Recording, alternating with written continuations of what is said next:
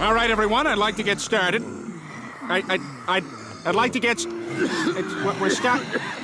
you know what, maybe everyone should sit down. Okay, that's better. Welcome, everybody, to the... Okay, now I've prepared an agenda for our organization. What we want from the community as fat people with pride. All right, I think we got a lot accomplished here today. We'll pick this up again tomorrow. What's going on, everyone? Jeremy here from The Quartering. And yesterday, Ethan and Neil Klein on the H3 podcast had probably the most interesting guest that they've ever had. Papa John. Papa was in the house. 40 pizzas in 30 days. I've had over 40 pizzas in the last 30 days. Here's you, here's Matt, there's you, there.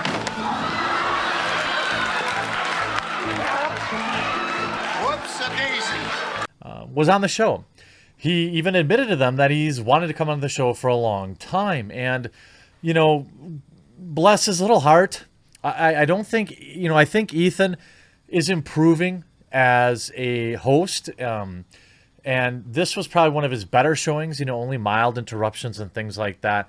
And you know, of course, I've been critical of Ethan in the past, but also commend him on many of the good things he's done because that's the only good faith way to do it. And yesterday, Papa John and H3H3 Productions unintentionally exposed a problem with YouTube that we've all known for a long time. Obviously, we've talked about this many times on this channel. I believe it is my pizza-spiracy that, and by the way, the pizza conspiracy is real. It's my thought that YouTube right now, if you're a creator, you'll notice on the back end of YouTube, they're really pushing this join feature.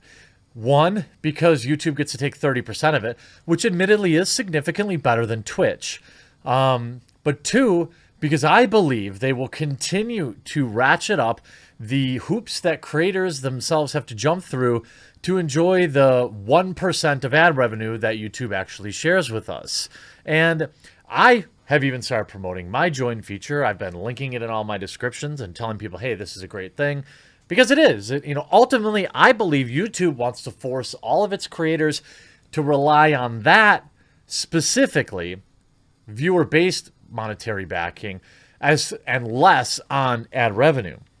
Because yesterday, after uploading the Papa John's podcast and manually placing it on the trending list, which we know the trending list on YouTube is curated. When I saw the video, it was number 4 on trending, and it earned it. It was very interesting. I watched the entire show. Papa John's knows his pizza. It's refreshing to see a dude who I basically just thought was a meme. Like, this dude cares about pizza. I probably eat 8 or 9 slices a week. Probably when I was at Papa John's, I was probably 12 or 15 because we're always testing new products. That's awesome. Yeah. Oh, I love fit. You exercise a lot? Yeah. Good. Yeah. Ski. Because I eat a lot of pizza. I think and I don't Ethan look like eats you. that much pizza, but no exercise. Yeah. Something's wrong with the way I'm eating pizza. He cares about Papa John's. He cares about his franchisees. He cares about the employees at the company, or at least he says he does. Within a little while, YouTube had demonetized the video and also removed it from trending due to a auto-generated caption feature that YouTube put in. Not only did this happen unbeknownst, but it also was incorrect. It indicated that Papa John himself had said the word when he didn't. So DeSerto covered this in 2 different articles yesterday that I thought were pretty interesting. This is from Virginia Glaze. H3H3 comedy duo member Ethan Klein was shocked after his podcast interview with Papa John founder John Shatner was scrubbed from the site. But now he's discovered a potential explanation for the issue.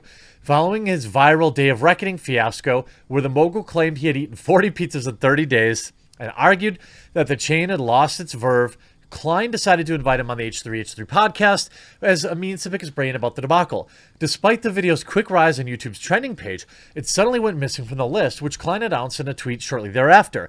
According to the content creator, YouTube had not only demonetized the interview and even removed it from their trending page with no explanation given as to why the company had taken such a drastic action. Well, welcome to the rest of the world, Ethan. Now, I understand that when you're a larger creator, you get privileges with YouTube that smaller ones don't. This is the nature of the beast. But it does suck that within minutes, YouTube had restored both the trending feature and the monetization when there are many creators out there. Even you might consider my channel pretty large. Most of our videos, take days and days. My videos get days to get reviewed, long after all the views are done. However, in a subsequent tweet, he reveals a surprising development in the story. Apparently, YouTube's automated closed captions coded some of Shatner's speech as a slur, as evidenced by a screenshot in the video. He says, quote, "Looks like the reason YouTube demonetized and removed the video from trending is that, let me be clear, he did not say that. You'd think there would be more of a system in place before taking down a 2-hour podcast, or does the pizza conspiracy go deeper than we think?" Oh, I think it does. And to be clear, if the automated closed captions thinks you misspoke, it's not that far of a logical leap to assume that whatever bot is reviewing these videos is making the exact same mistakes. Now, although Klein clearly called out the platform for their unexpected response to the slip-up, he went on to find humor in the situation, saying, "Can we please appreciate the irony of YouTube accusing Papa of using this word? This has never happened in any other of our 180 videos, even videos where he has said the word." The debacle certainly does come with a touch of irony, considering that Shatner was expunged as Papa John's CEO in 2018 after leaked audio from a conference exposed the founder of saying this word. Now, according to Papa John, let me put my tinfoil hat on here. Let's come into the pizza conspiracy with me here. I don't like them putting chemicals in the water that turn the friggin' frogs gay. Serious crap. According to him, we haven't heard the tape, but this is what he said.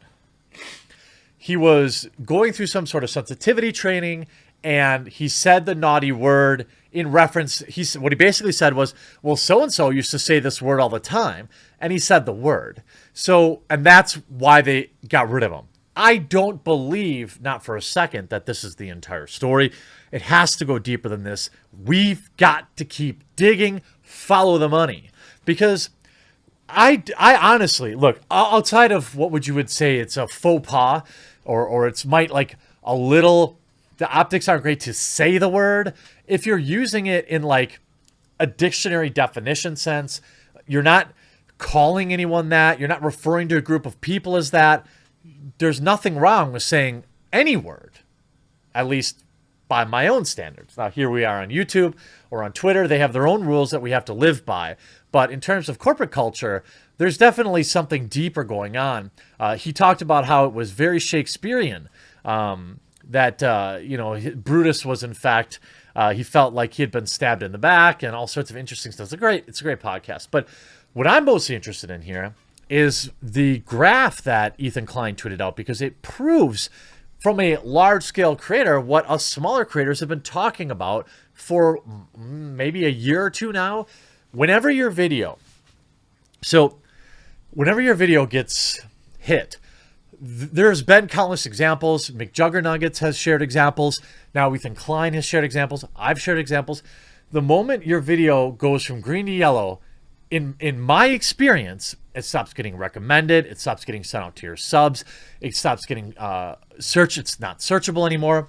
Now, YouTube has never come out outright and said this, but it's clear to me. When we look at the graph, you can see how his viewership had begun to level off, and then it was fixed, and then it started rising again almost exponentially. Now, one thing that could explain this is all those views are coming from the trending page.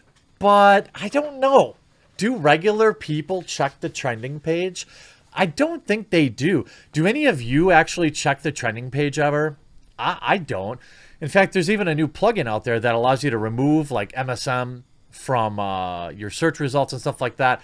I've never jumped over to trending to see what's hot on YouTube. It's always some garbo that I'm not interested in. But maybe I'm not like the normal person. I've often said, look, because I do search engine marketing for a living, I use Google differently than anyone else.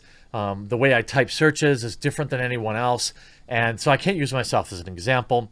Since I'm a YouTuber, maybe I can't. But you can see that there's a clear mark of delineation to when the video was hit with the yellow mark and when it was fixed. He says, this is the effect of an incorrect classifier on a YouTube video. I'm very grateful that Team YouTube fixed the mistake, but I think it needs to be discussed how dangerous this can be for a creator's well-being and livelihood.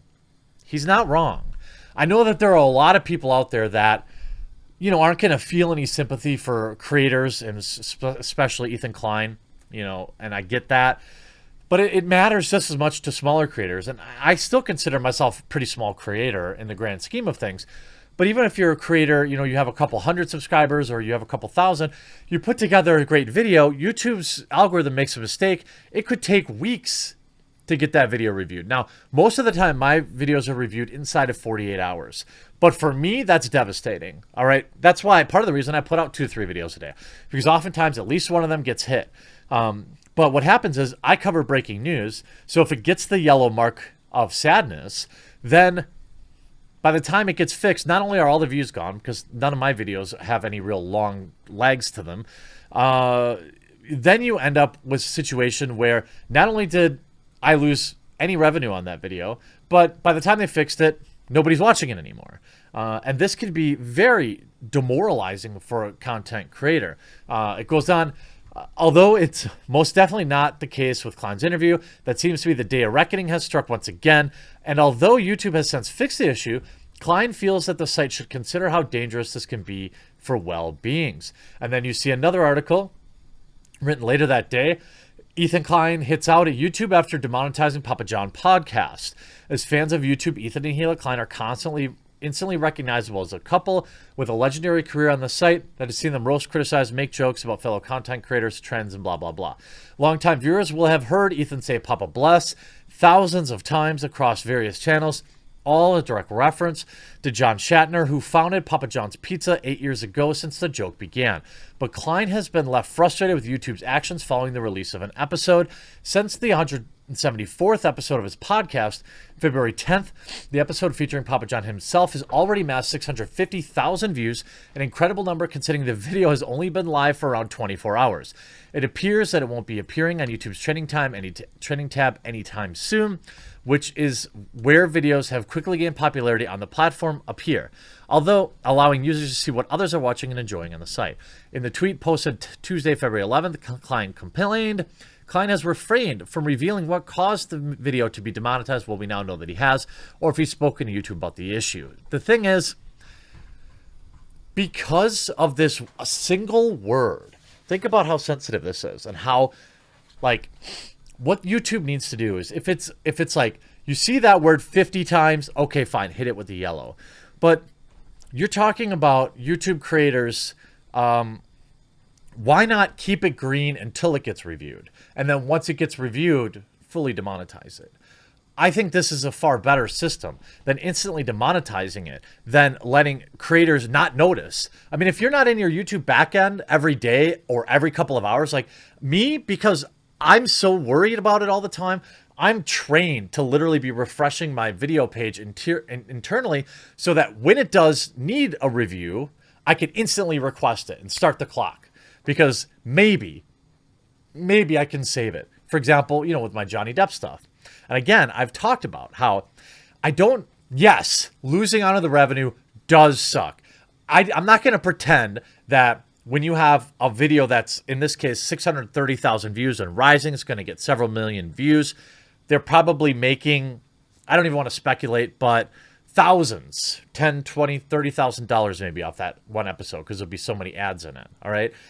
The idea of losing that isn't is messed up. And I don't say, well, because it's Ethan Klein, it's funny. No, it sucks, because if it affects him, it's affecting much smaller creators who don't live in mansions and who don't have a direct line to Team YouTube, who will respond instantaneously and not only remonetize it, but put it back on trending page. I don't think that most creators have this level of access. Most creators haven't met Susan Wojcicki in real life like Ethan Klein has. So this really does highlight a huge problem that that YouTube really needs to look at the way the system works.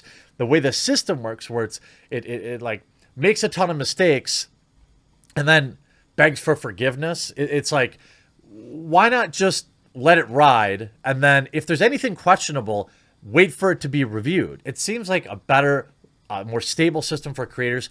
Maybe you limit this to, you trial this on a couple of creators that have a high consistency of getting approved. Let me give you an example. My channel, about 99% of the time, let's call it 90% of the time. Let's call it 90%. No, 95.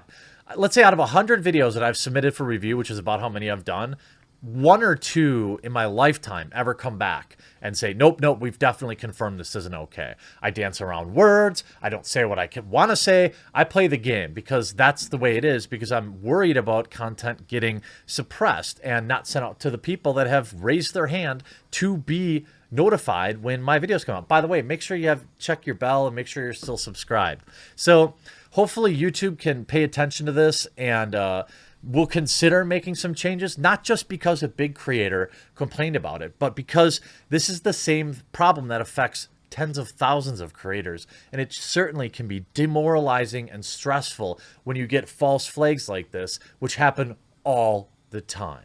I hope you enjoyed this video. YouTube, please watch and